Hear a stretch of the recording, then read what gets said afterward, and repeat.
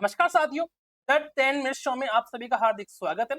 आज हम बात करें हमारे राजस्थान जी के और उसमें जो हमारा टॉपिक है वो रहने वाला है राजस्थान की प्रमुख नदियां। ठीक दोस्तों, और ये हमारी पहली क्लास है और हम देखेंगे कि 10 मिनट के अंदर राजस्थान जी के 40 प्रश्न किस प्रकार से हम करते हैं। ठीक है दोस्तों, और ये हमारे जो प्रश्न रहेंगे वो इस प्रकार के प्रश्न रहेंगे जो आप लोगों के सीधे एग्जाम में देखने को मिल जाएंगे। और हमारे चतुश्रेणी कर्मचारी में राजस्थान जी की बहुत ही महत्वपूर्ण रोल अदा कर रही है, तो आप लोग देख लेना एक बार। ठीक है, देखो दोस्तों, शुरू करते हैं क्लास। अफवाह किसे कहते हैं? जो अफवाह किसे कहते हैं, जो हमारे राजस्थान की प्रमुख नदियां हैं उसमें अफवाह किसे कहते हैं? अफवाह होता है दोस्तों किसी निश्चित वाहिका द्वारा जल के प्रवाह को क्या कहते हैं?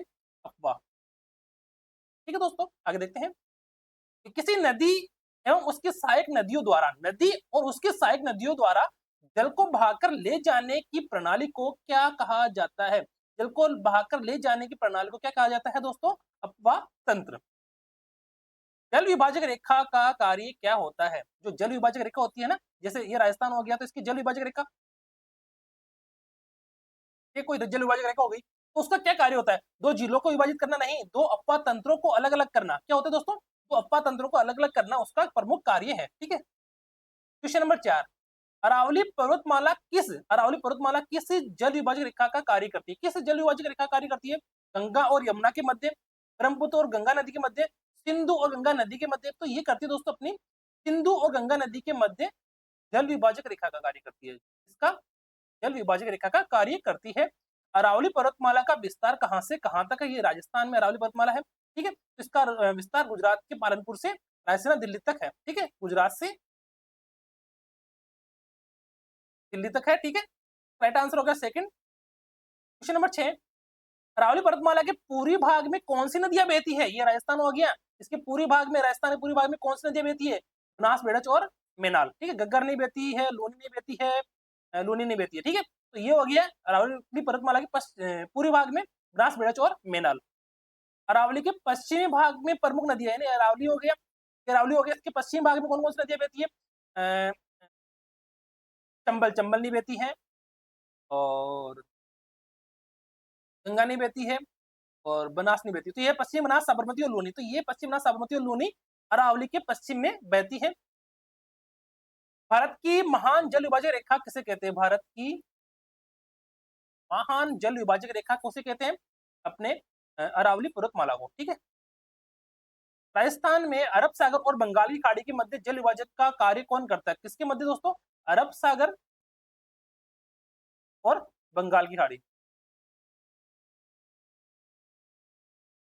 ठीक है, बंगाल की खाड़ी के मध्य जल विभाजक रेखा कार्य कौन करता है? अपना गोरट का पठार। गोरट का पठार कहां से कहां तक विस्तृत है? किसका पठार दोस्तों? गोरट का पठार। ये अपने उदयपुर गोलगंदा से कुंभलगढ़ के मध्य स्थित है। उदयपुर से कुंभलगढ़ के मध्य स्थित है। ठीक है, क्वेश्चन नंबर 11, अपवाह तंत्र किस प्रकार की नदियों से बनता है? जो अपवाह तंत्र होती है वो किस प्रकार की नदियों से बनता है?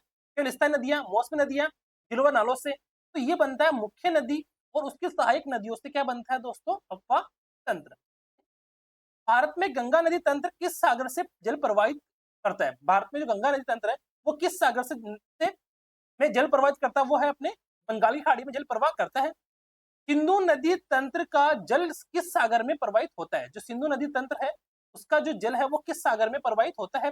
वो दोस्तों होता है अपने अरब सागर में। ठीक है, क्वेश्चन नंबर 14, जलग्रहण क्षेत्र किसे कहा जाता है? जो जलग्रहण क्षेत्र होता है वो किसे कहा जाता है?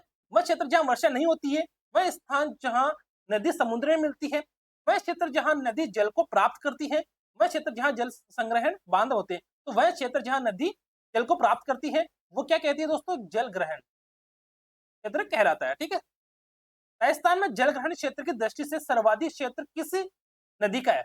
जल ग्रहण किसकी दृष्टि से दोस्तों? जल ग्रहण की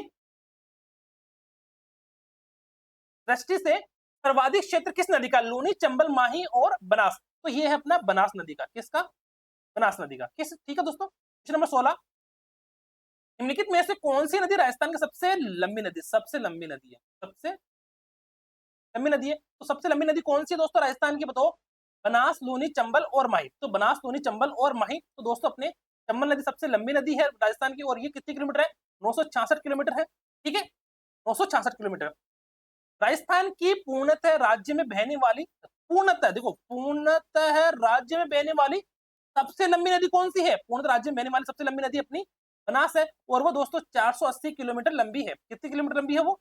480 किलोमीटर लंबी है। ठीक है,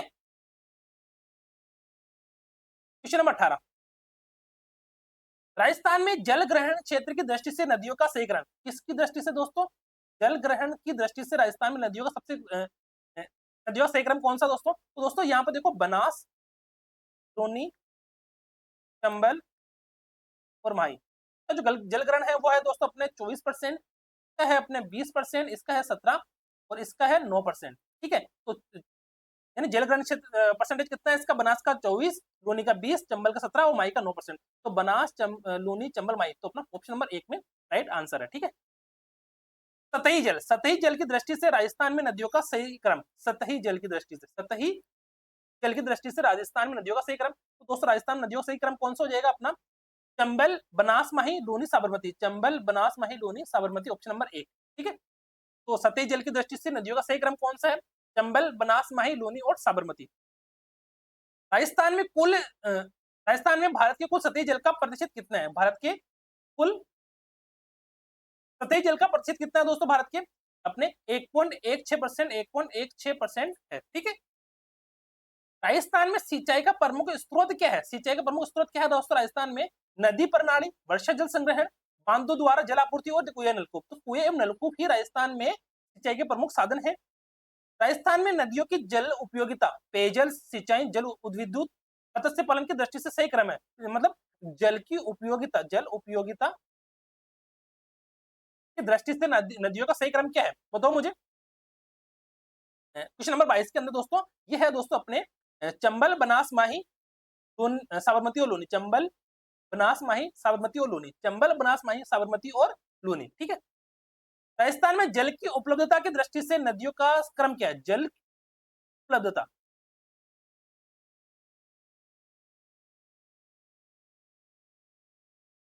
जल उपलब्धता की दृष्टि से नदियों का सही क्रम कौन सा राजस्थान में दोस्तों?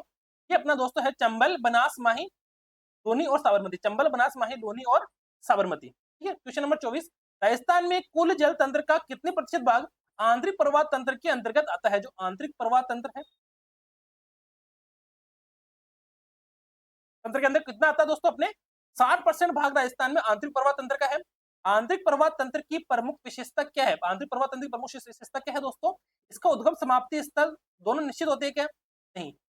क्या इन नदियों का भाव क्षेत्र समुद्र की होता है क्या? नहीं। इनका उद्गम निश्चित, लेकिन समाप्ति स्थल अनिश्चित होता है। यस, ये सही है। मतलब इसका उद्गम स्थल तो निश्चित होगा और समाप्ति स्थल क्या होगा? अनिश्चित होगा। तो इसका जो राइट आंसर होगा दोस्तों ये होगा ऑप्शन नंबर 3। राजस्थान में आंतरिक प्रवाह तंत्र की नदियां किस प्राकृतिक घटक पर मुख्य रूप से निर्भर है? तो भाई जो आंतरिक प्रवाह की नदी है वो, देखो आंतरिक प्रवाह की नदी है तो यहाँ पर क्या आंतरिक प्रवाह की नदी है, तो इसको कोई भी नदी आकर नहीं मिलती है ना? नदी आकर नहीं मिलेगी या फिर कोई समुद्र नहीं है इसके पास, तो ये क्या सिर्फ और सिर्फ वर्षा पर निर्भर रहेगी, है ना? ये किस पे रहेगी? देखो यहाँ पर बर्फबारी भी नहीं होती है, हिमनद भी नहीं है, भूगर्भ जल भी नहीं रहेगा ज्यादा, तो ये सब जो है वर्षा पर निर्भर रहेगी आंतरिक प्रवाह की नदियां। ठीक है, क्वेश्चन नंबर अपने 27, क्वेश्चन नंबर 27, राजस्थान में निम्नलिखित में से कौन सा कथन सही है? बताओ मुझे। आंतरिक प्रवाह तंत्र भारत के सभी राज्यों में पाया जाता है क्या? बताओ मुझे। नहीं। बंगाली खाड़ी तंत्र राजस्थान में 60% भाग में फैला है क्या? बताओ मुझे। नहीं। आंतरिक प्रवाह तंत्र केवल राजस्थान में पाया जाता है क्या दोस्तों? हाँ, आंतरिक प्रवाह तंत्र केवल दोस्तों क्या है? राजस्थान में पाया जाता है। ठीक है, राजस्थान के अफवाह तंत्रों में अरब सागर नदी तंत्र का कितना प्रतिशत है? अरब सागर नदी तंत्र का दोस्तों इसमें है 16%। ठीक है, बंगाली खाड़ी कितना दोस्तों अपने 60%। ठीक है, राजस्थान के अफवाह तंत्रों में बंगाली खाड़ी की ओर प्रवाहित होने वाले जल तंत्र का प्रतिशत कितना है? बताओ, बंगाली खाड़ी में प्रवाहित होने वाले जल तंत्र का प्रतिशत कितना है?